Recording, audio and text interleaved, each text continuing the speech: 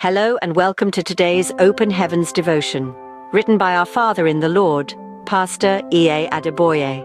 Today is Wednesday, the 31st of January, 2024. Topic: Becoming a Son of God 1, our memory verse.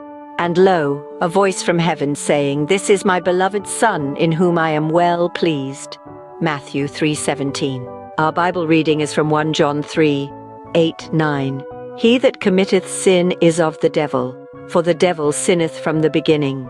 For this purpose the Son of God was manifested, that he might destroy the works of the devil. Whosoever is born of God doth not commit sin, for his seed remaineth in him, and he cannot sin because he is born of God. The message yesterday, I distinguished clearly between being a son of God and being a servant of God. I am quite sure that you choose to become a son of God rather than a servant. How then can you become a son of God? Being a son of God requires that you fulfill some obligations. A son is a major stakeholder in whatever the father does. He takes whatever belongs to the father as his because he is not a servant but a son. John 10:12 says that the hireling servant will not give his life for the sheep, but Jesus, the Son of God, gave his life for the sheep. In the same vein, you must be ready to spend and be spent for the salvation of men on earth. Nothing must be too hard for you to do so that people will not perish in hell. A servant can see souls perishing and turn the other way, but not a son.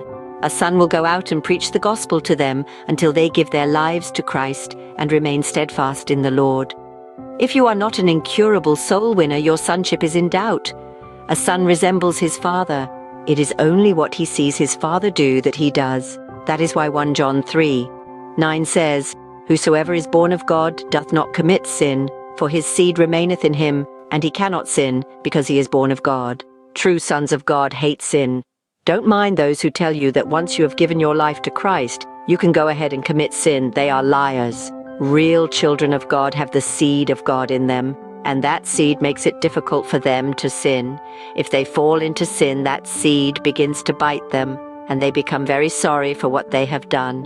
They go back to their father, like any genuine child will do, and plead for forgiveness. Nobody can keep committing sin on purpose and claim to be a son of God.